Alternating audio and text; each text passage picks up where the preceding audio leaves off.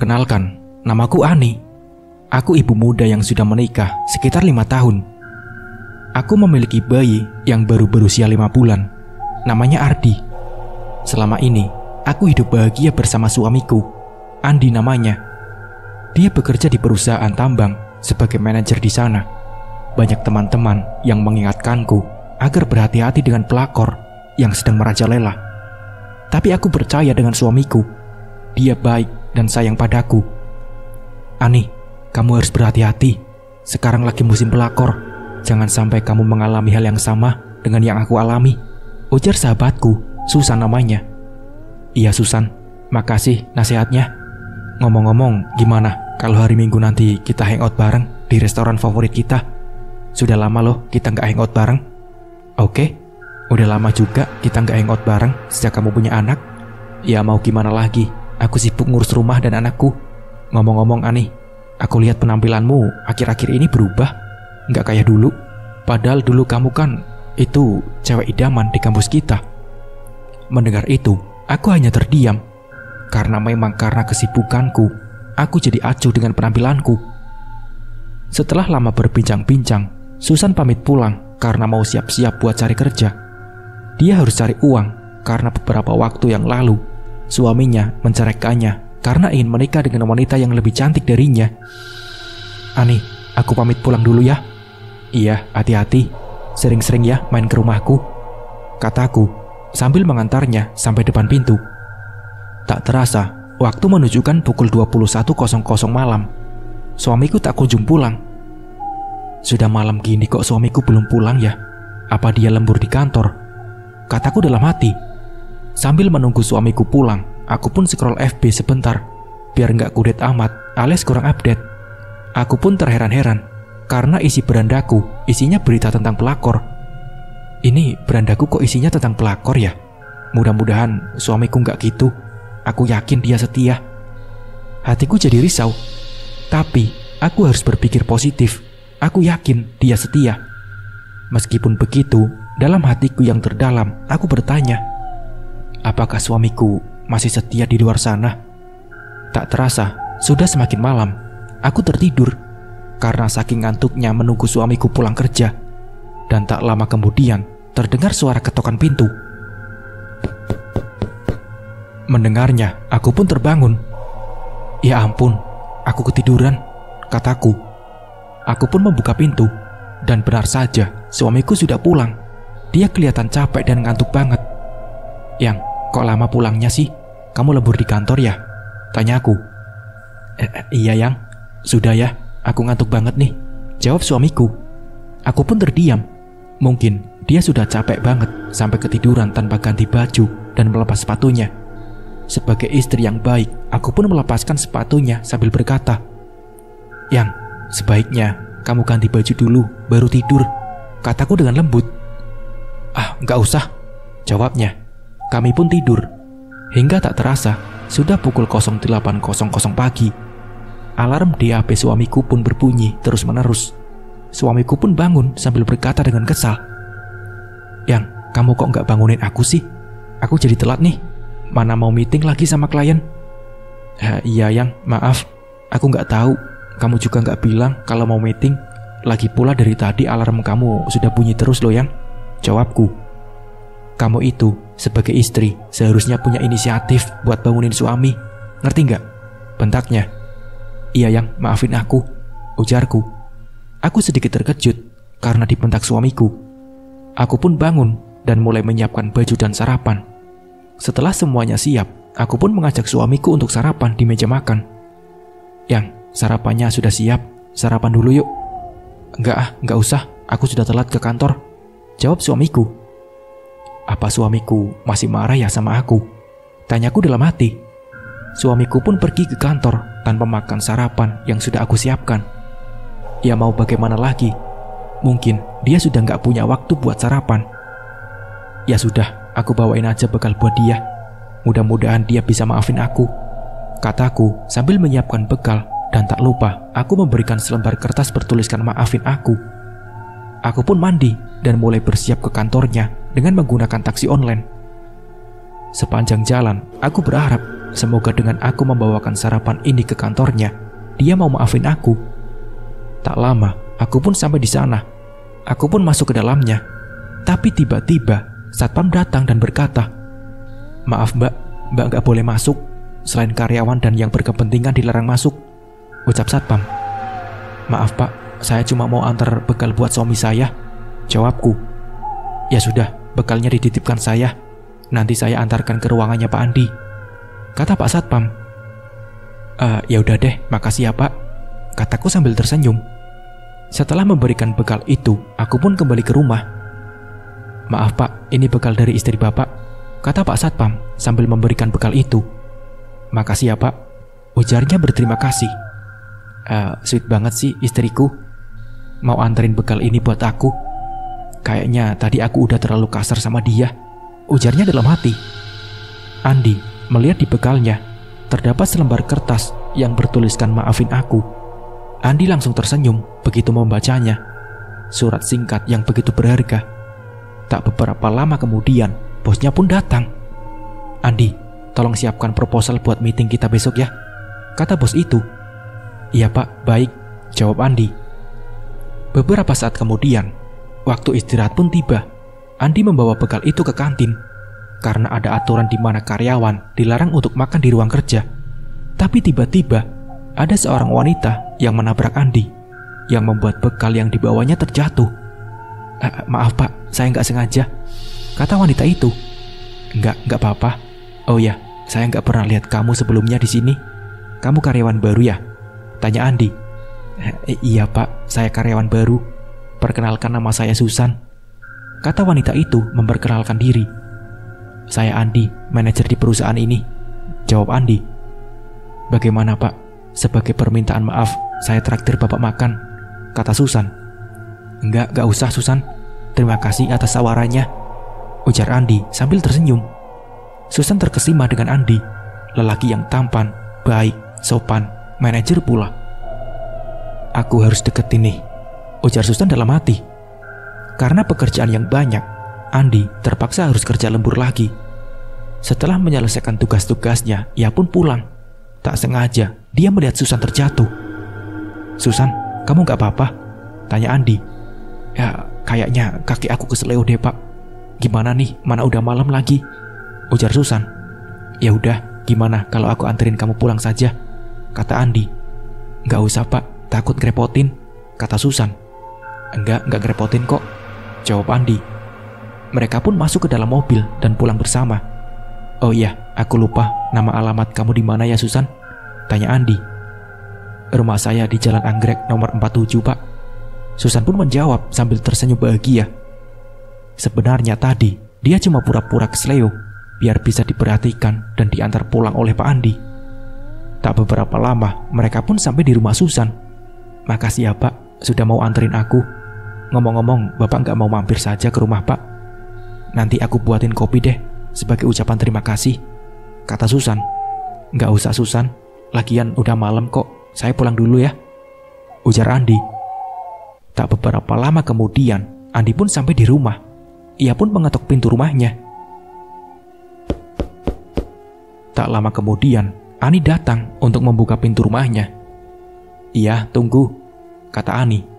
Ani membuka pintu sambil bertanya. "Lembur lagi Yang?" tanya Ani. "Iya nih Yang. Ngomong-ngomong, aku minta maaf ya, sudah ngomong kasar sama kamu tadi," kata Andi. "Iya Yang, aku juga minta maaf, udah bikin kamu kesel. Oh iya, hari Minggu nanti aku minta izin ya buat hangout bareng sama teman-teman aku di restoran," kata Ani. "Iya, tapi aku boleh ikut gak? Sekalian aku kenalan sama teman-teman kamu," ujar Andi. "Boleh dong Yang, malah aku seneng kamu akrab sama teman aku," jawab Ani. Andi pun pergi mandi. Setelah selesai, Andi memakai baju dan tidur dengan Ani sambil berpelukan mesra. Seperti yang sudah direncanakan, Ani bersama dengan Andi, suaminya, pergi menuju restoran. Sepertinya mereka sampai terlebih dahulu. Mereka menunggu kedatangan teman Ani sambil memesan makanan kepada pelayan restoran.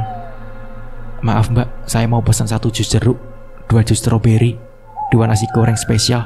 Jangan pedas ya mbak, sama seblak," pintanya. Iya, baik, mohon tunggu sebentar ya mbak, kata pelayan restoran itu. Yang kamu pesan seblak buat siapa? Sejak kapan kamu suka seblak? Kamu kan gak suka pedas, tanya Andi. Enggak yang, itu aku pesenin buat teman aku. Soalnya dia suka banget yang namanya seblak, jawab Ani. Oh ya udah kalau begitu, ujar Andi. Tak lama kemudian, orang yang mereka tunggu pun datang. Sorry ya, aku telat. Oke Susan, ngomong-ngomong aku sudah mesenin makanan kesukaan kamu. Wah, terima kasih ya Ani. Tahu aja kamu, kata Susan sambil tersenyum bahagia. Setelah dia duduk, Ani pun memperkenalkan suaminya pada Susan. Oh iya Susan, kenalin nih, ini suami aku, Andi namanya, kata Ani. Ah, Pak Andi, jadi dia suaminya Ani? Tanyanya dalam hati. Susan memang belum sempat mengenal suami dari Ani. Maklum, mereka sudah lama tidak bertemu. Susan, ada apa? Kok kamu bengong? Tanya Ani pada Susan. Enggak kok, jawab Susan. Susan, jadi kamu temannya Ani? Tanya Andi. Kamu sudah kenal sama Susan yang? Tanya Ani. Iya, kebetulan dia karyawan baru di kantor, jawabnya. Setelah sekian lama berbincang, tak terasa sudah pukul 20.00 malam. Mereka pun pulang. Yang, pulang yuk, sudah malam. Kasihan Titin sendirian jaga Ardi di rumah, kata Ani. Titin adalah adiknya Ani. Kebetulan dia sedang libur, jadi bisa nginep di rumah Ani, kakaknya. Oh iya, Susan pulang bareng kita aja yuk, ajak Andi. Gak usah, takut ngerepotin, kata Susan. Enggak kok, ayo buruan, sudah malam. Daripada kamu pulang sendirian kan, kata Ani. Ya sudah, makasih ya, jawabnya. Sepanjang jalan, Susan hanya terdiam. Dalam hatinya, ia merasa cemburu karena Ani memiliki segala yang ia impikan. Beruntung banget Ani bisa punya suami kayak Pak Andi. Kenapa sih semuanya yang aku impikan Ani yang mendapatkannya? Aku akan rebut semua yang Ani punya, kata Susan dalam hati. San, jangan bengong aja, ntar kesambet loh, kata Ani.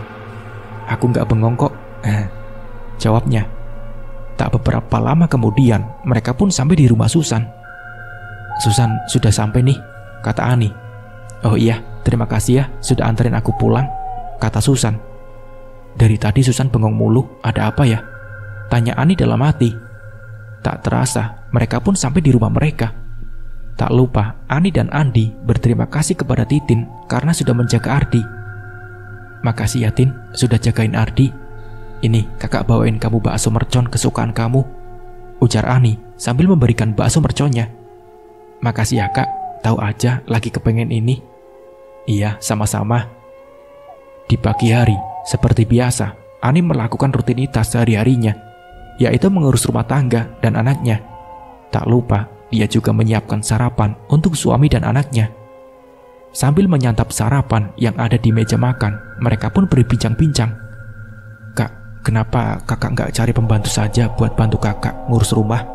Aku kasihan lihat kakak ngurus semuanya, kata Titin. Kakak masih bisa handle semuanya kok, tenang saja. Tapi kak, jadi nggak punya waktu buat perawatan. Lihat deh penampilan kakak. Ani hanya terdiam mendengar perkataan adiknya itu. Apa yang dikatakan Titin ada benarnya. Namun, Ani merasa mampu untuk mengurus semuanya sendiri. Setelah selesai sarapan, Andi pun pergi ke kantor. Yang, aku pergi kerja ya, kata Andi. Iya yang, hati-hati, jawab Ani. Di kantor, Susan sengaja membawakan bekal untuk Andi. Ia membawanya ke ruang kerja Andi. Permisi Pak Andi, ini saya bawakan bekal buat Pak Andi. Ini sebagai ucapan terima kasih saya karena Bapak sudah nganterin saya, kata Susan penuh harap. Oh iya, makasih Susan. Kamu gak perlu repot-repot bawain aku bekal. Kebetulan aku sudah bawa bekal dari Ani, jawab Andi sambil menunjukkan bekal yang dibawanya. Padahal aku sudah capek-capek masakin buat dia, kata Susan dalam hati. Susan kesal karena bekal yang dibawanya ditolak oleh Andi. Susan pun merencanakan sesuatu di bekal buatan Ani. Sebaiknya aku kasih obat pencahar saja di bekal buatan Ani, biar Andi ilfil sama dia, kata Susan sambil menaburkan obat pencahar di bekal yang dibawa Andi. Tak beberapa lama kemudian, waktu istirahat pun tiba. Andi pergi ke kantin untuk memakan bekalnya. Dia pun memakannya dengan lahap. Tak lama kemudian, Andi merasakan mulas di perutnya. Ia pun pergi ke toilet. Tak jauh dari sana, Susan tersenyum dengan puas karena rencananya berhasil. Andi pasti bakal ilfil sama Ani, kata Susan sambil tersenyum licik. Akibat obat pencahar yang diberikan oleh Susan, Andi harus bolak-balik ke toilet. Susan yang melihat itu mencari kesempatan dalam kesempitan untuk mengambil hati Andi. Pak Andi, gak apa-apa. Perut aku sakit banget, San, jawab Andi. Emang bapak makan apa saja, kok bisa sakit perut? Tanya Susan. Aku cuma makan bekal buatan Ani, ujar Andi. Kayaknya mending bapak izin pulang aja deh, daripada nanti gak konsen kerjanya, kata Susan. Kamu benar, aku sudah lemes banget. Dari tadi bolak-balik ke toilet, ujar Andi yang sudah lemas keringatan. Ya udah, aku anterin bapak pulang ya, kata Susan menawarkan diri. Andi menganggukkan kepalanya, tanda setuju dengan ide Susan. Susan tersenyum dengan puas karena rencananya berhasil.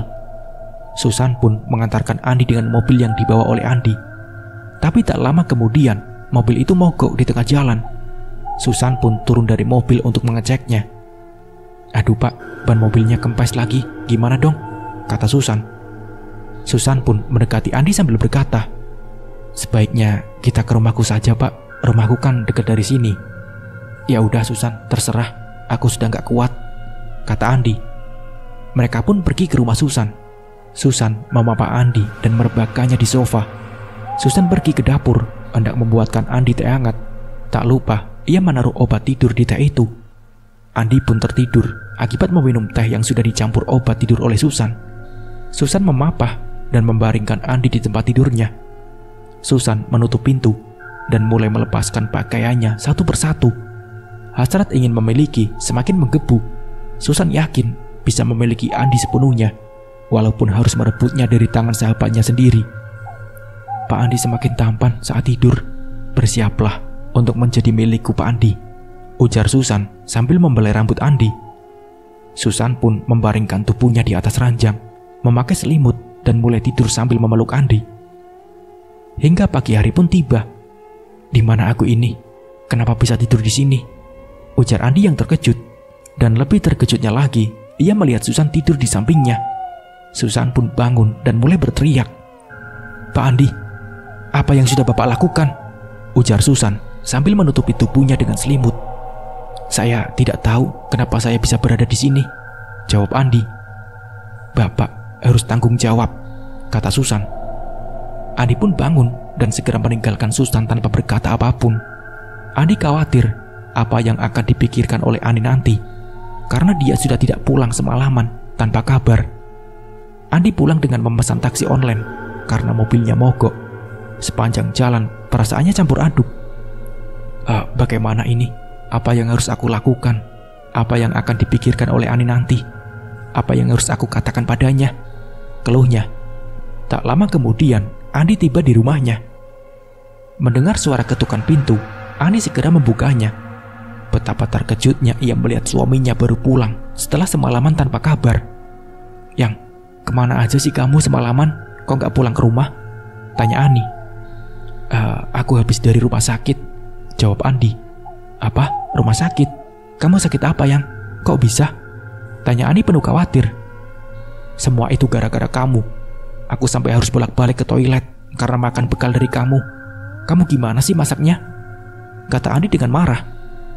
Gak mungkin yang, gak mungkin. Aku masak seperti biasanya kok, jawab Ani.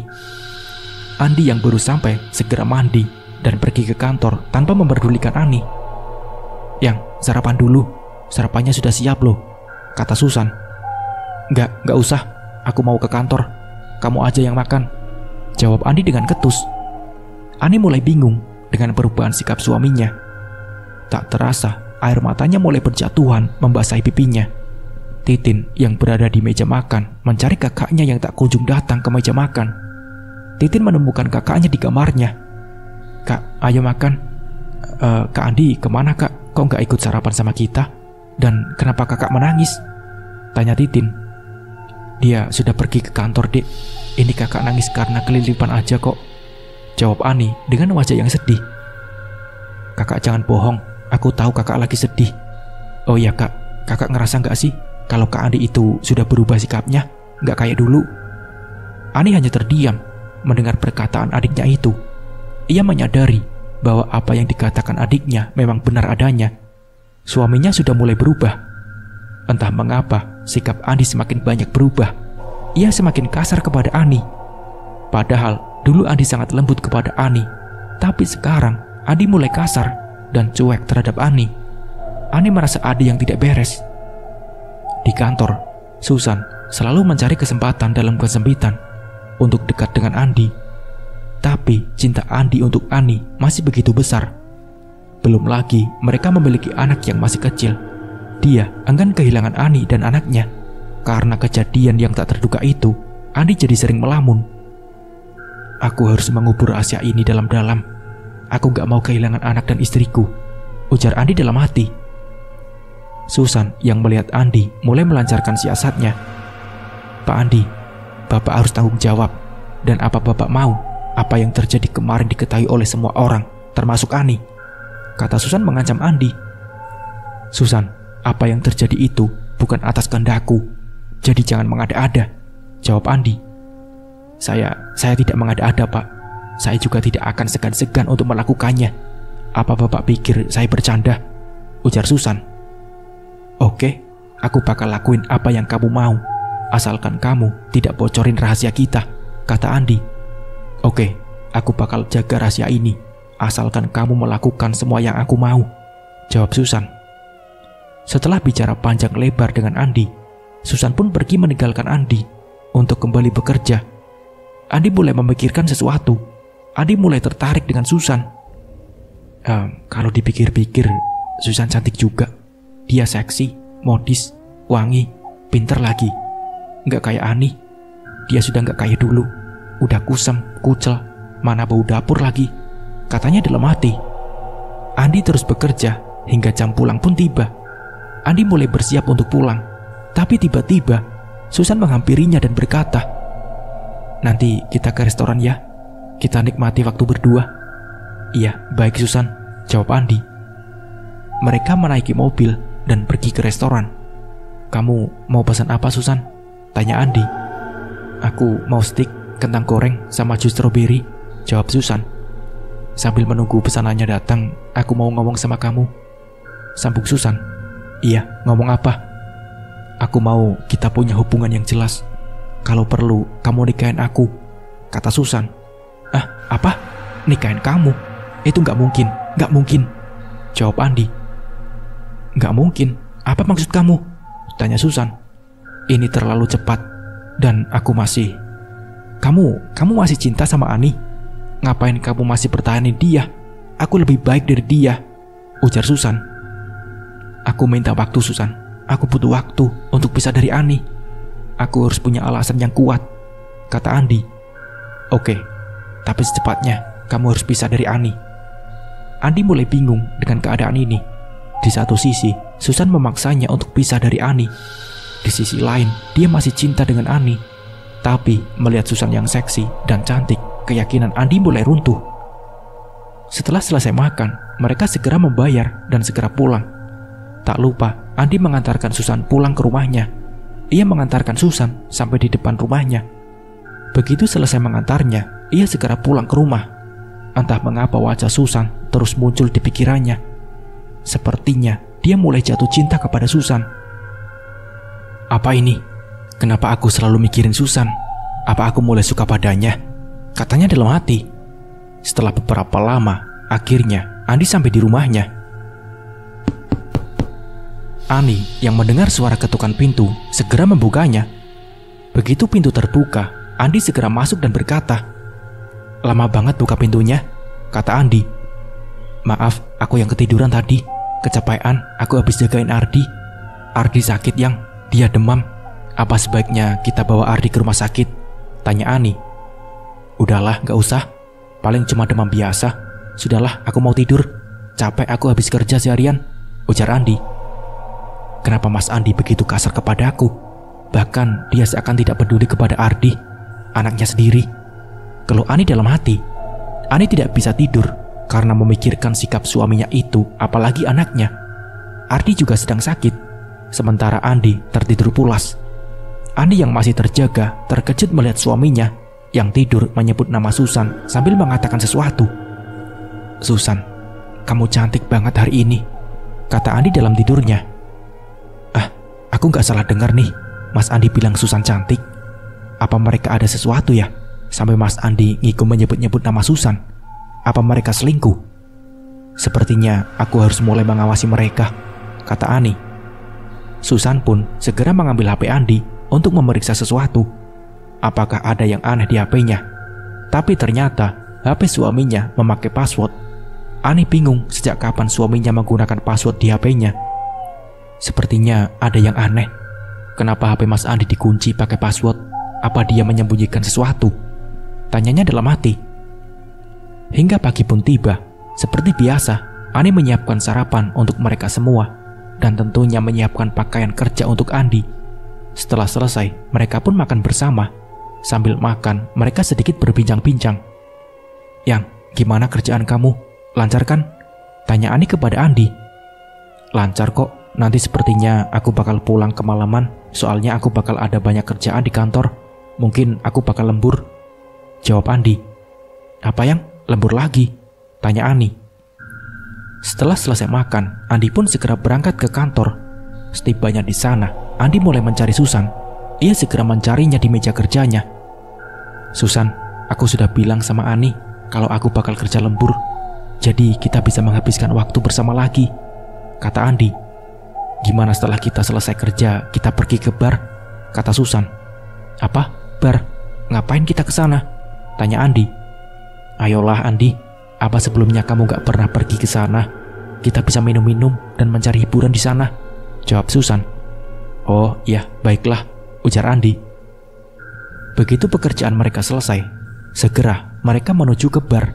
Andi agak canggung karena sebelumnya ia belum pernah pergi ke sana. "Aku pesenin minuman buat kamu ya?" tanya Ani. Andi hanya menganggukkan kepalanya tanda setuju. Segera Susan memesan minuman alkohol untuk mereka berdua. "Kamu harus coba ini menyenangkan. Ayo minum," ujar Susan. Andi hanya minum sedikit, tapi sepertinya Andi mulai mabuk.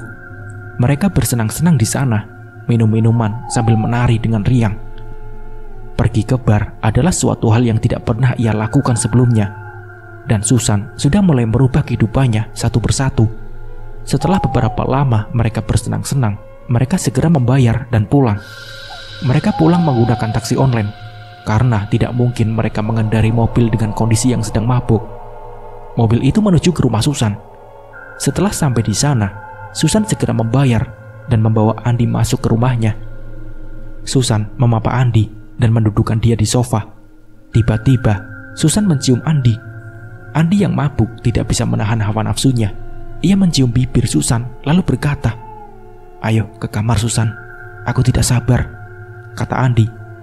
"Baiklah," jawab Susan sambil tersenyum. Susan senang sedikit demi sedikit Andi mulai berada di bawah genggamannya. "Tinggal sebentar lagi dan aku akan memiliki Andi sepenuhnya. Bersiaplah Ani, karena badai akan segera datang kepadamu," ujar Susan. Mereka segera masuk ke dalam kamar dan mulai menyalurkan hasrat mereka. Tak terasa, malam semakin larut. Mereka terlena dalam mabuk asmara. Hingga tak terasa, HP Andi berbunyi. Andi melihat HP-nya dan terlihat Ani yang menelponnya. "Ani, jawab aja. Oh ya, bilang saja sama Ani kalau kamu tiba-tiba harus keluar kota buat proyek perusahaan selama beberapa hari." Susan memberi saran. "Apa Ani akan percaya?" tanya Andi. "Ayolah Andi, Ani itu wanita polos. Dia nggak akan sadar kalau kamu bohong sama dia," jawab Susan. Oke." Andi pun menjawab panggilan Ani. "Halo Ani." "Halo Yang, kamu kok nggak pulang? Apa kamu masih lembur?" tanya Ani.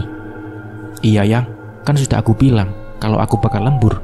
Oh ya, aku bakal keluar kota beberapa hari buat proyek perusahaan.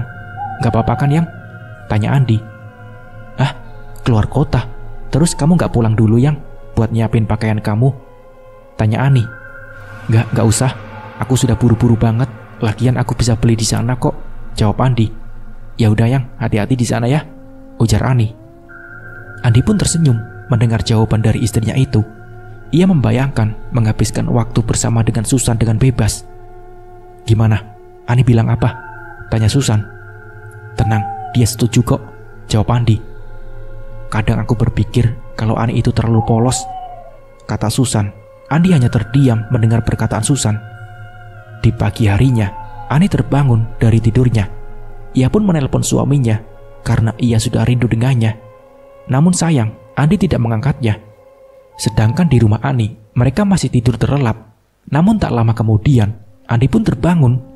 Ia melihat HP-nya dan terlihat ada 10 panggilan tak terjawab. Andi yang melihatnya segera mematikan HP-nya dan segera mandi karena ia dan Susan berencana untuk pergi berlibur ke hotel. Setelah Andi selesai mandi, ia pun berusaha membangunkan Susan agar bisa segera bersiap-siap untuk pergi berlibur. Susan yang terbangun segera mandi dan bersiap-siap. Setelah semuanya siap, mereka pun berangkat. Perjalanan ke hotel tempat mereka akan menginap cukup jauh, namun mereka menikmati perjalanannya. Hingga beberapa saat kemudian, akhirnya mereka sampai di tujuan mereka. Mereka segera masuk ke dalam hotel dan segera melakukan check-in. Setelah selesai melakukannya, Susan dan Andi segera masuk ke kamar mereka. Kamar yang mereka dapatkan nomor 337. Kamar mereka sangat bagus dengan pemandangan yang luar biasa. Akhirnya kita bisa menikmati waktu bersama dengan lebih leluasa, kata Susan. Iya Susan, jawab Andi. Mereka sedang bahagia menikmati waktu mereka. Namun di rumah, Ani mulai merasakan hal aneh. Suaminya mulai jarang pulang ke rumah. Ani pun berinisiatif untuk menanyakan hal itu ke kantor suaminya. Dia segera berangkat ke sana. Begitu sampai, ia segera masuk ke dalam untuk menanyakan kebenaran apakah betul Andi keluar kota. Namun tiba-tiba ada seorang pria yang menepuk pundaknya dari belakang dan berkata, "Maaf Mbak, ada yang bisa kami bantu?" Kata pria itu. Saya datang ke sini mau menanyakan sesuatu Pak, jawab Ani. Ia sedikit terkejut melihat ada seorang pria berjas rapi yang bertanya padanya. Saya ingin bertanya, apakah benar suami saya dikirim keluar kota Pak? Jika benar, dia di mana? Saya mau menyusunnya ke sana. Saya ingin memberikan surprise kepada suami saya. Siapa suami Mbak? Tanya pria itu. Namanya Andi Pak, dia manajer di sini, jawab Ani. Oh Pak Andi, bisa kita bicarakan di ruangan saya saja Mbak. Kebetulan ada yang perlu saya tanyakan perihal Pak Andi, ujarnya. Iya Pak, baik, jawab Ani. Mereka segera berjalan menuju ruangan pria itu. Begitu sampai di sana, segera mereka memasuki ruangan itu. Dia mempersilahkan Ani untuk duduk di kursi sambil berkata, "Perkenalkan, nama saya Brian Santoso. Saya bos di perusahaan ini. Dan perihal yang Mbak tanyakan tadi, kami merasa tidak mengirim Pak Ardi keluar kota. Akhir-akhir ini kinerja Pak Andi juga menurun. Bahkan dia sering bolos kerja," ujarnya. "Apa? Lalu di mana suami saya?" tanya Ani. "Entahlah Mbak, satu lagi. Sepertinya suami Mbak mulai mengkhianati Mbak," kata Brian. Apa? Apa maksud Bapak? Dan suami saya tidak mungkin mengkhianati saya Pak, ujar Ani. Saya tidak bermaksud untuk ikut campur urusan rumah tangga Mbak, tapi seringkali Pak Andi bermesraan bersama seorang wanita di kantor, kata Brian. Apa? Wanita? Siapa dia? Tanya Ani. Wanita itu bernama Susan. Dia karyawan baru di kantor ini, ujarnya. Ah, Susan? Itu tidak mungkin. Tidak mungkin sahabatku merebut suamiku, kata Ani dalam hati. Ani pun bimbang apakah yang dikatakan oleh bos suaminya itu adalah benar. Ani pun mulai berencana untuk menyelidiki dan mencari bukti terkait suaminya itu. Ani yang sedang melamun tiba-tiba mendengar suara HP berbunyi. Halo, Mbak, cepetan pulang, demam Ardi makin tinggi. Sebaiknya Mbak memberitahukan kepada Kak Andi, saran Titin. Iya Tin, kakak segera pulang, jawab Ani. Mbak jatuh tertimpa tangga. Ani mendengar dua berita buruk. Ani merasa bingung, sedih, dan khawatir.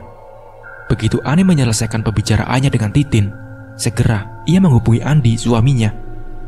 Beberapa kali panggilannya tidak dijawab, hingga pada akhirnya Andi mengangkat telepon dari istrinya. Yang, aku mohon pulanglah. demam Ardi semakin tinggi. Pinta Ani. Enggak bisa. Aku lagi sibuk. Kan aku udah bilang, aku lagi kerja di luar kota. Masih saja kamu ganggu. Jawab Andi dengan ketus.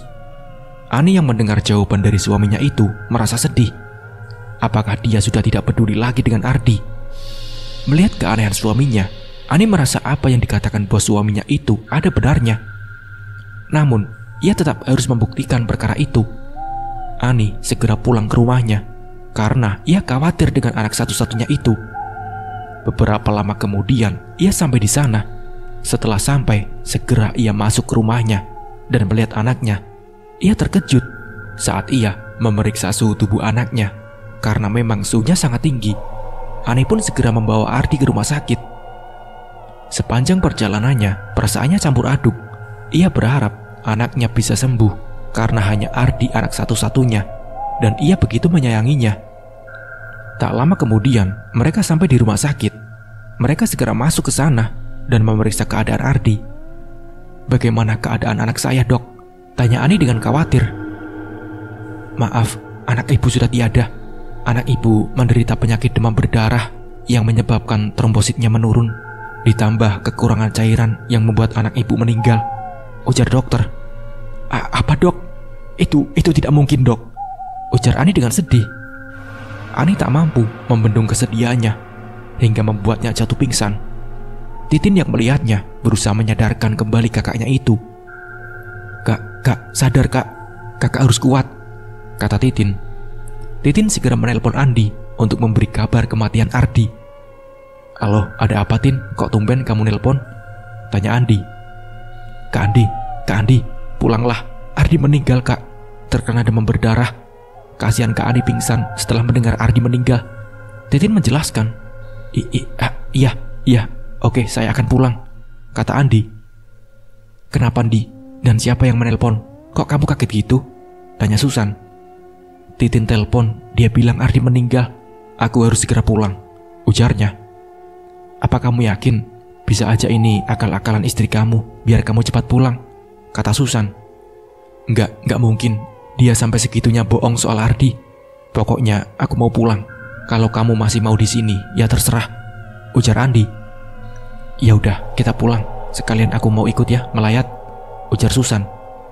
Setelah perjalanan yang panjang, akhirnya mereka berdua sampai di rumah Ani. Ani yang melihat suaminya pulang segera memeluknya. "Yang anak kita sudah tidak ada," ujar Ani sambil menangis sedih. Mendengar itu, segera Andi melihat anaknya, dan benar Ardi anaknya sudah kaku membiru tertutup kain putih. "Kok bisa sampai Ardi meninggal? Kamu gimana sih? Gak becus ngerawat Ardi," ujar Andi. Sudah, jangan membuat keributan Andi. Malu banyak orang," ujar Susan sambil memasuki rumah Ani. "Susan, ngapain kamu di sini? Dan kenapa kamu bisa bersama Andi?" tanya Ani. "Aku datang ke sini buat melayat. Dan aku kesini bareng Mas Andi. Ngomong-ngomong, aku juga ada berita buat kamu. Sebentar lagi aku dan Mas Andi bakal nikah," ujar Susan. "Apa? Menikah? Apa kamu sudah gila, Susan? Dia masih suamiku, dan kamu juga adalah sahabatku. Kenapa kamu melakukan itu semua?" ujar Ani. "Kenapa aku melakukan ini? Karena aku mau merebut semua yang kamu punya, Ani. Oh ya, kamu punya dua pilihan. Kamu mau dimadu atau kamu cerai dengan Mas Andi," kata Susan sambil tersenyum licik. "Yan, jelasin Yan, apa yang dikatakan Susan itu benar?" ujar Ani. Andi hanya terdiam mendengar pertanyaan dari istrinya itu. Dia bingung harus bagaimana. Titin yang kesal dengan tingkah Susan pun mengusirnya dari rumah. "Pergi kamu, pergi, dasar pelakor. Gak tahu orang lagi berduka apa. Pergi sana," teriak Titin sambil mendorong Susan untuk keluar dari rumah. Namun tiba-tiba Andi mencegah dan mengatakan, "Stop Titin, stop. Jangan ikut campur urusan orang dewasa. Lagian ini rumah aku. Aku berhak membawa siapapun ke sini," jawab Andi. "Mas Andi, tolong jelaskan semuanya, Mas. Aku sudah gak kuat dengar kegaduhan ini," kata Ani. "Iya benar, aku dan Susan akan segera menikah," jawab Andi. "Apa? Jadi Mas selingkuh di belakangku?" ujar Ani. "Sudah, aku tak mau berdebat lagi. Mulai sekarang aku talak kamu. Dan kamu bukan lagi istriku. Dan segera tinggalkan rumah ini, karena ini adalah rumahku, ujar Andi. Cukup Kak Andi, cukup. Kakak sudah keterlaluan. Apa kakak tidak ingat siapa yang menemani kakak dari nol? Kata Titin. Aku tidak peduli. Segera kemasi barang-barang kalian dan pergi dari sini, bentak Andi. Titin yang sudah tidak tahan dengan kelakuan kakak iparnya itu langsung mengajak kakaknya berkemas-kemas dan segera pergi meninggalkan rumah itu. Warga yang melihat kejadian itu hanya bisa terdiam membisu. Andi pun mulai mengusir warga dari rumahnya. Sebaiknya bapak ibu semuanya juga pergi dari sini. Cepat pergi, bentak Andi. Andi sangat kecewa dengan Andi. Dengan teganya dia menduakannya, apalagi di saat hatinya sedang hancur, ditinggal pergi oleh anak satu-satunya. Andi terus bersedih meratapi nasibnya yang malang. Dia sering melamun memikirkannya. Mas Andi, kamu tega banget sama aku, Mas. Aku sudah berkorban banyak untukmu, tapi kamu malah menduakanku. Lihat saja, Mas, aku akan membalasnya. Kamu akan menyesali perbuatanmu itu, ujar Ani dalam hati. Kasihan Kak Ani, sejak kehilangan Ardi dan diceraikan Kak Andi, dia jadi sering melamun dan menyendiri, ucap Titin dalam hati. Di tengah malam yang gelap, Ani diam-diam pergi ke rumah dukun terkenal bernama Ki Praja. Ki Praja terkenal akan kesaktiannya dalam ilmu hitam. Kabut di malam hari ditambah hawa dingin membuat suasana menjadi menakutkan. Namun harus memberanikan diri agar ia bisa membalaskan dendamnya. Ia segera mengetuk pintu. Iya, silakan masuk, kata Ki Praja. Ani pun masuk ke dalam rumah Ki Praja. Pernak-pernik di dalam rumahnya sangat seram, dan ditambah penampilan Ki Praja yang berambut gondrong. Apa yang kamu inginkan, Nak? Tanya Ki Praja. Saya mau menyantet orang, Mbah. Bisa, tapi kamu harus menyiapkan foto dan namanya. Dan jangan lupa maharnya, ujar Ki Praja. Tenang Ki, saya sudah menyiapkan semuanya. Dia Susan Ki. Saya mau Ki Praja menyantetnya sampai dia hidup menderita. Buat dia mati secara perlahan dan menyakitkan Ki, ujar Ani. Baiklah, pulanglah kamu. Besok kamu akan mendengar berita tentang temanmu itu, kata Ki Praja. Sejak kapan Ki Praja tahu Susan adalah temanku? Pikirnya. Itu mudah bagiku, Nak. Apa kamu ragu dengan kemampuanku? Tanya Ki Praja. Tidak Ki, sama sekali tidak, jawab Ani. Baiklah Ki, saya permisi dulu, sambung Ani. Ki Praja menganggukkan kepalanya. Begitu Ani pergi, Ki Praja segera melakukan pekerjaannya. Mulai dia merapal mantra mengirimkan jin peliharaannya. Pergi dan buat wanita ini menderita dan mati secara perlahan, perintah Ki Praja. Para jin itu segera mengerjakan perintah Ki Praja. Para jin itu melaksanakan perintah Ki Praja. Secara tiba-tiba, jendela di rumah Susan terbuka, walaupun sedang tidak ada angin yang berembus. Susan mulai merasa badannya merinding. Hingga dia menengok ke atas, dia terkejut melihat ada sosok wanita dengan wajah yang hancur meneteskan nanah yang menjijikan. Susan menjerit sambil menutupi wajahnya dengan kedua tangannya. Susan ketakutan dengan apa yang barusan terjadi. Belum pernah ia melihat hantu sebelumnya. Susan, ada apa? Kenapa kamu teriak-teriak? Tanya Andi. Anu Mas, aku tadi lihat hantu Mas, ujar Susan yang masih ketakutan. Apa? Hantu? Jangan bercanda malam-malam gini San, kata Andi. Enggak Mas, aku enggak bercanda Mas. Tadi aku beneran melihat. Ya sudah, kita lanjut tidur saja ya. Tak lama setelah ia melihat penampakan hantu wanita itu, Susan merasakan gatal yang amat sangat pada tubuhnya. Ia mulai menggaruk badannya hingga tak terasa darah keluar dari kulitnya. Mas Andi, bangun Mas. Gatal Mas. Apa? Gatal? Tanya Andi. Iya Mas, semua badanku tiba-tiba gatal, kata Susan. Ya sudah, kamu tidur saja. Besok kita ke dokter buat periksa, ujar Andi. Nah, tapi Mas. Andi yang masih ngantuk melanjutkan tidurnya kembali. Tapi Susan yang merasa tubuhnya sangat gatal tidak bisa tidur karena terus menggaruk tubuhnya. Hingga pada pagi hari, segera mereka memeriksakan kondisi tubuh Susan pada dokter. "Dok, bagaimana keadaan istri saya, dok?" tanya Andi. "Istri Anda baik-baik saja. Tidak ada yang perlu dikhawatirkan. Mungkin mbaknya ada riwayat alergi. Saya akan memberikan resep obat untuk meringankan gatalnya." "Oh iya dok, terima kasih," ujar Andi. Susan tersenyum mendengar Andi menyebutnya sebagai istri. Walaupun mereka belum menikah, Susan semakin tak sabar untuk segera menikah dengan Andi yang sekarang menjadi duda keren. "Mas, kapan kamu mau menikahi aku? Kamu sudah menceraikan Ani. Lalu apalagi yang kamu tunggu?" tanya Susan. "Sebaiknya kamu fokus untuk kesembuhan kulitmu itu, baru kita bahas pernikahan," ujar Andi. Susan kecewa dengan apa yang didengarnya. Ia merasa Andi seperti mempermainkannya. Susan begitu bingung dengan kondisi yang ia alami, hingga membuatnya susah untuk tidur. Di malam hari, gelapnya malam membuat Susan semakin takut. Ia mulai resah dan gelisah. "Mas, kamu di sini saja ya, aku takut," ujar Susan. "Ngapain takut? Lagian gak ada apa-apa kok. Sudah, gak usah dipikirin. Sudah, tidur," jawab Andi. Andi yang sudah mengantuk membiarkan Susan dalam ketakutannya. Tak lama kemudian terdengar suara ketukan di jendela. "Siapa sih yang iseng ketuk-ketuk jendela malam-malam gini?" ujar Susan. Susan pun bangun dari ranjangnya dan segera melihat ke arah jendela. Betapa terkejutnya dia melihat hantu wanita berwajah seram itu berada di balik jendela. Susan diam membatu, tak mampu lari ataupun berteriak, hingga akhirnya dia pingsan ketakutan. Andi yang mendengar keributan terbangun dari tidurnya. Betapa terkejutnya ia melihat Susan sudah terbaring di lantai.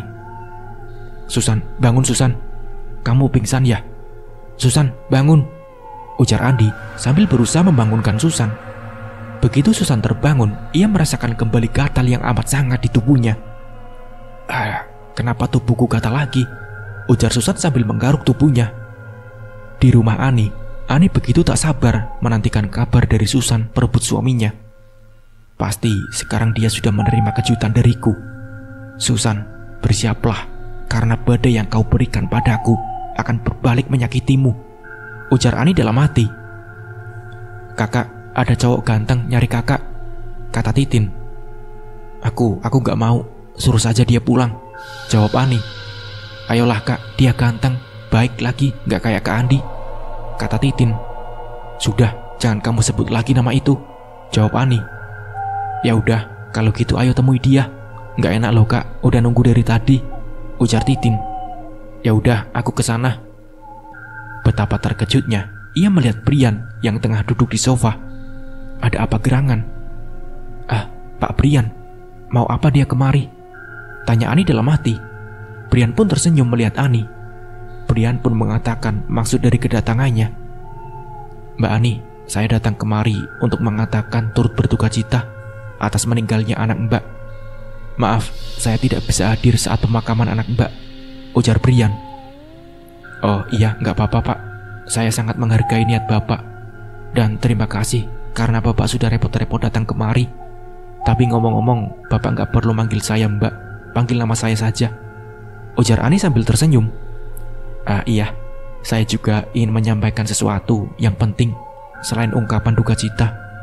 Ngomong-ngomong, kamu juga gak perlu manggil saya Pak," ujar Brian. "Iya, hal penting apa yang ingin Bapak sampaikan kepada saya?" tanya Ani. "Perusahaan terpaksa memecat Pak Andi karena kami tidak bisa mentolerir ketidakdisiplinan Pak Andi. Selain itu, kinerjanya menurun tajam," ujarnya. "Maaf Pak, itu bukan lagi urusan saya. Saya sudah berpisah dengan dia, jadi kami sudah tidak memiliki hubungan apapun lagi sekarang. Bapak bisa menyampaikan hal itu langsung kepadanya," ujar Ani. "Saya sudah datang ke sana, namun tidak ada orang di sana," jawab Brian. "Maaf, saya tidak tahu kalau Anda sudah berpisah dari Pak Andi," sambung Brian. Brian merasakan sesuatu yang istimewa saat bertemu dengan Ani. Sepertinya dia mulai menyukainya. Wanita yang luar biasa, manis, baik, dan lemah lembut. Namun, Brian masih sungkan untuk mengungkapkan perasaannya. "Ani, dia wanita yang istimewa. aku merasa dia akan menjadi istri yang baik untukku. Tapi apa dia mau membuka hatinya untukku? Pikir Brian. Dia sepertinya cocok dengan Kak Ani. Kayaknya aku harus bikin mereka jadi lebih dekat lagi, ujar Titin. Ani, Titin, saya pamit pulang ya. Ada hal yang harus saya selesaikan di kantor, ujar Brian. Oh iya Kak, hati-hati di jalan, saut Titin. Ani sedikit bingung dengan tingkah adiknya itu. Tak biasanya dia seperti itu dengan orang yang baru dia kenal. Di rumah Susan. Aduh, kok gatalnya tidak sembuh-sembuh ya? Kan aku jadi tidak bisa pergi keluar kalau gini, keluh Susan. Tiba-tiba Ani datang dengan wajah yang kesal. Mas, ada apa? Tanya Susan. Aku dipecat, jawab Andi. Apa? Dipecat? Terus bagaimana sama pernikahan kita, Mas? Tanya Susan. Nikah? Dalam kondisi kayak gini, kamu sempat-sempatnya mikirin nikah, ujar Andi dengan kesal. Tapi Mas, sampai kapan kita kayak gini? Kamu sudah janji mau nikahin aku loh, ujar Susan. Sudahlah, rencana pernikahan kita dibatalin saja. Lagian aku sekarang pengangguran, jawab Andi. Ah, batal Mas. Gak bisa, kata Susan. Pokoknya kita tidak jadi menikah. Mas, aku ngerasa ada yang aneh, kata Susan. Apanya yang aneh? Tanya Andi. Ya aneh Mas, tiba-tiba aku digangguin hantu. Terus badan aku jadi gatal-gatal. Dan sekarang kamu dipecat dari kantor. Apa semua ini gak aneh buat kamu? Jangan-jangan ini ulah Ani lagi, kata Susan. Apa? Ani? Gak mungkin Ani percaya gituan. Sudahlah, gak usah dibahas. Sekarang aku mau fokus cari kerja. Dan mungkin aku bakal jarang datang kemari, ujar Andi. Aku takut banget kalau sendirian Mas. Gimana kalau hantu itu muncul lagi? Aku takut, ujar Susan. Sudahlah, aku tidak percaya sama yang gituan. Mana ada yang namanya hantu. Mendingan aku pulang saja. Kamu bukannya bikin aku senang, malah nambahin beban pikiran, ujar Andi dengan kesal. Ya udah, terserah Mas, jawab Susan. Tak lama setelah perbincangan mereka itu, tiba-tiba terdengar suara ketukan pintu. Susan pun segera membuka pintu rumahnya. Oh, Pak RT, ada apa Pak? Saya mewakili para warga meminta kalian untuk pergi dari desa ini, ujar Pak RT. Pergi dari desa Pak? Memangnya kami salah apa? Tanya Susan. Kalian sudah melakukan zina di sini. Kami tidak mau desa ini kena sial gara-gara kalian. Cepat kalian pergi sebelum saya habis kesabaran, ucap Pak RT. Baiklah Pak, kami akan meninggalkan desa ini, ujar Susan. Mereka segera mengemasi barang-barang mereka untuk pergi dari desa. Di rumah Ani. Kak, menurut kakak Pak Brian gimana orangnya? Tanya Titin. Dia? Kenapa tiba-tiba kamu nanya soal Pak Brian? Ujar Ani. Udah, jawab aja Kak, aku penasaran saja, jawab Titin. Dia pria yang baik, sopan, lemah lembut, gak sombong, rendah hati dan juga tampan, ujar Ani sambil tersenyum. Dari senyuman kakak, kayaknya kakak suka sama Pak Brian deh, goda Titin. Enggak kok, lagian mana suka Pak Brian sama wanita kayak aku. Mana sekarang aku janda lagi, ucap Ani. Aku yakin Pak Brian suka sama kakak, cuma gak berani ngomong aja. Aku yakin dia orang yang baik, gak mandang status. Lagian emang apa salahnya kalau janda? Lagian kakak jadi janda bukan karena kesalahan kakak, tapi Kak Andi aja yang kurang ajar sama pelakor yang gak tahu diri itu, ujar Titin. Sudah, jangan bahas dia lagi. Kakak mau memulai hidup kakak yang baru, kata Ani. Titin hanya tersenyum mendengar perkataan kakaknya itu. Dia merasa memiliki kesempatan yang bagus untuk mendekatkan mereka berdua. Pokoknya mereka harus lebih dekat lagi. Siapa tahu kan Pak Brian jadi kakak ipar aku dan jadi suami yang baik buat Kak Ani, pikir Titin. Ani sebenarnya juga menaruh hati kepada Pak Brian. Namun ia merasa tak layak untuknya. Mana mungkin seorang bos perusahaan besar, kaya raya, tampan dan mapan mau sama aku, yang wanita sudah jadi janda. Belum lagi kalau dia tahu aku menyantet Susan, apa yang akan dia pikirkan? Pasti dia bakal ilfil sama aku, ujar Ani dalam hati. Ani segera pergi menuju rumah Susan. Dia tak sabar melihat kondisi perebut suaminya itu. Namun setelah tiba di sana, ia terkejut karena tidak ada orang di sana. Ia pun menanyakan kabar Susan kepada tetangga Susan. "Maaf Bu, orang yang tinggal di sini kemana ya? Kok nggak ada?" tanya Ani. "Oh, Susan, dia sudah diusir sama Pak RT. Jadi dia tidak tinggal di sini lagi. Emang ada perlu apa Mbak sama Susan?" jawabnya. "Ah, Susan diusir dari sini? Hahaha, ini baru permulaan saja Susan. Kamu akan lebih menderita dari ini," ujar Ani dalam hati. "Oh iya Mbak, Mbak tahu nggak kenapa mereka diusir dari sini?" tanya tetangga. "Nggak tahu, emangnya ada apa?" jawab Ani. "Susan diusir karena ketahuan melakukan hubungan suami istri, padahal mereka belum memiliki ikatan. Singkat kata mereka melakukan zina," jelasnya. "Apa mereka melihat secara langsung saat mereka melakukannya?" tanya Ani. "Iya Mbak, lagi pula bukan pertama kali kami melihat mereka bercumbu mesra. Mereka bahkan sering melakukannya di tempat yang sepi." "Mas Andi, ternyata kamu sudah benar-benar berubah sekarang. Tak kusangka kamu yang dulu seorang pria yang sopan dan gak neko-neko, sekarang malah melakukan hal serendah ini.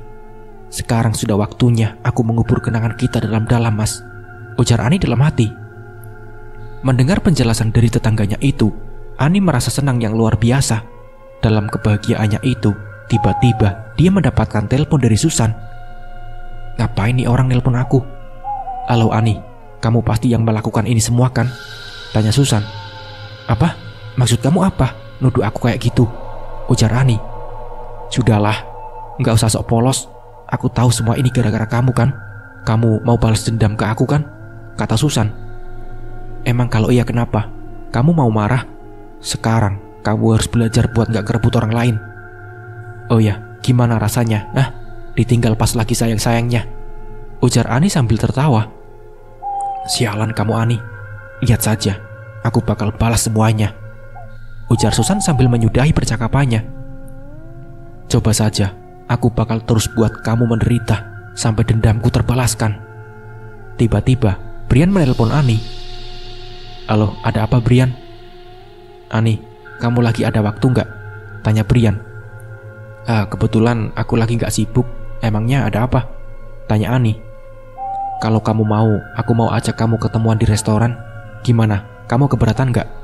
ujar Brian. "Oh oke," jawab Ani. Ani pun segera menuju tempat yang alamatnya sudah dikirim oleh Brian. Setelah tiba di sana, Ani terkejut melihat Brian yang berdiri menunggunya sambil membawa paket bunga. Begitu Ani sampai di depannya, Brian langsung menyatakan cintanya. "Ani, maukah kamu menjadi istriku? Aku yakin kamu adalah wanita terbaik yang diberikan Tuhan untukku," ujar Brian. Ani diam membisu. Ia bingung harus berkata apa. Ia memanglah menyukai Brian, namun Ani masih dihantui kenangan masa lalunya. "Maaf Brian, aku tidak bisa," jawab Ani. Tapi kenapa Ani? Apa alasanmu menolak aku? Apakah aku tidak pantas untukmu?" ujar Brian. "Bukan, tapi aku yang tak pantas memilikimu," ujar Ani sambil berlari meninggalkan Brian. Tunggu Ani," ujar Brian mencegah Ani pergi sambil menggenggam tangannya. "Ani, aku tahu kamu pasti masih terbayang akan masa lalumu. Tapi aku akan berusaha untuk membahagiakanmu," sambung Brian. Maaf, tapi aku belum bisa menjawabnya," jawab Ani sambil melepas genggaman tangan Brian. "Aku akan menunggu jawaban darimu Ani," ujar Brian.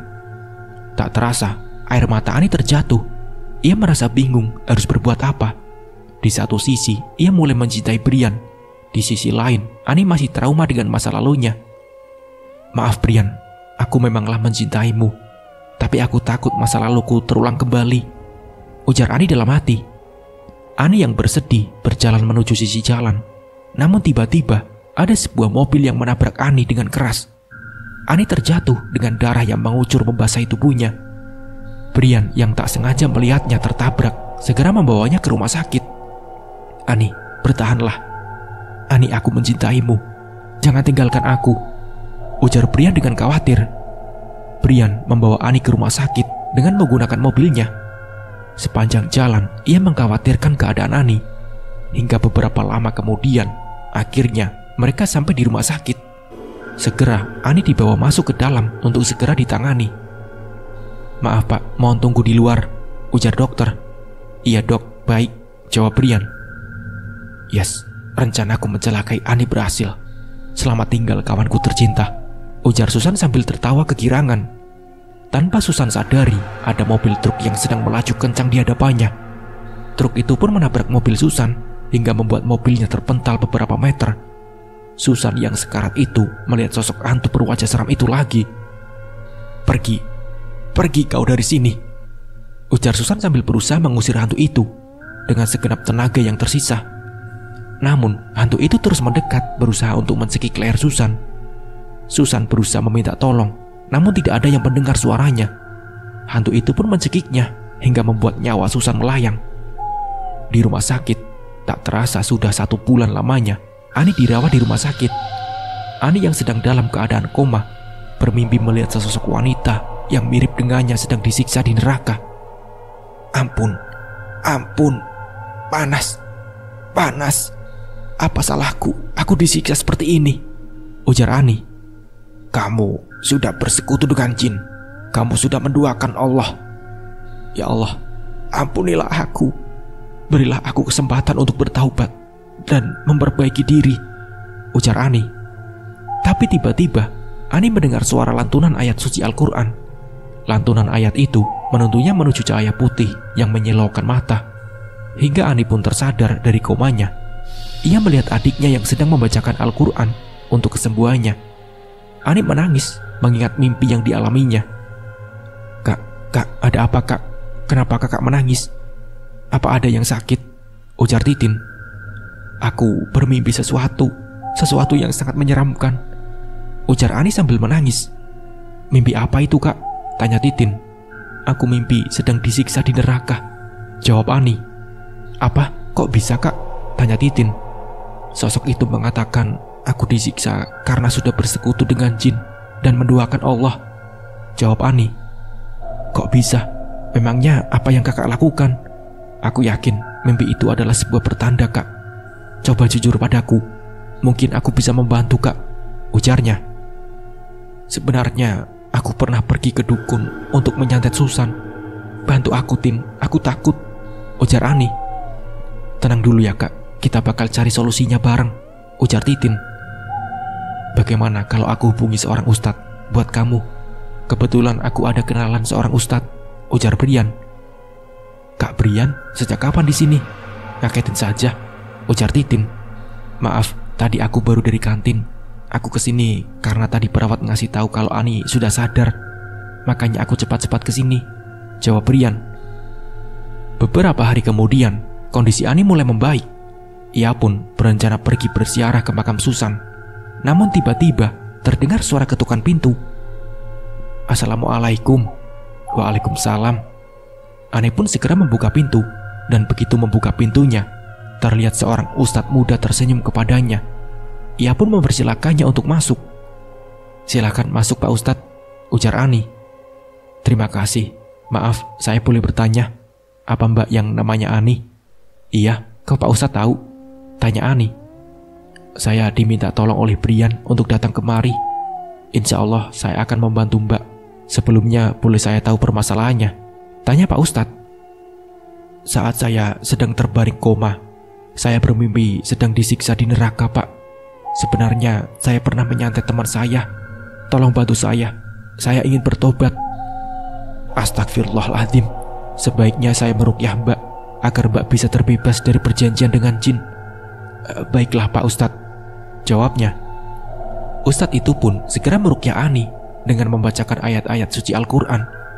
Setelah beberapa ayat dibacakan, Ani mulai merasakan tubuhnya panas, seperti terbakar. Jin yang ada dalam tubuhnya memberontak menolak untuk keluar dari tubuh Ani. Hentikan. Kalian tidak bisa mengeluarkanku dari tubuh wanita ini." "Dengan izin Allah, keluarlah engkau wahai jin," ucap Pak Ustadz. Setelah sekian lama proses ruqyah, Ani pun memuntahkan cairan, tanda jin sudah keluar dari tubuhnya. "Mbak, proses ruqyah ini selesai. Namun saya sarankan agar Mbak lebih mendekatkan diri kepada Allah. maafkan orang yang menyakiti Mbak dan minta maaflah jika Mbak melakukan sebuah kesalahan, serta hilangkan dendam yang ada di hati agar hati menjadi bersih dan hidup Mbak menjadi tentram. Jangan banyak mendekati yang namanya musyrik ataupun pergi ke dukun, karena konsekuensinya sangat berat. Dan satu lagi, segeralah melakukan sholat taubat, Mbak, ucap Pak Ustadz. Insya Allah Pak Ustadz, saya akan lakukan, ujar Ani. Setelah melakukan sholat taubat, Ani merasa hatinya lebih lapang dan damai. Ani pun menelpon Brian untuk berterima kasih atas bantuannya. Brian, terima kasih atas bantuanmu. Sekarang aku bisa hidup lebih tenang. Bagaimana kalau besok pagi kita pergi ke makam Susan untuk menziarahinya, ucap Ani. Iya, baiklah, balas Brian. Esok paginya mereka berangkat bersama.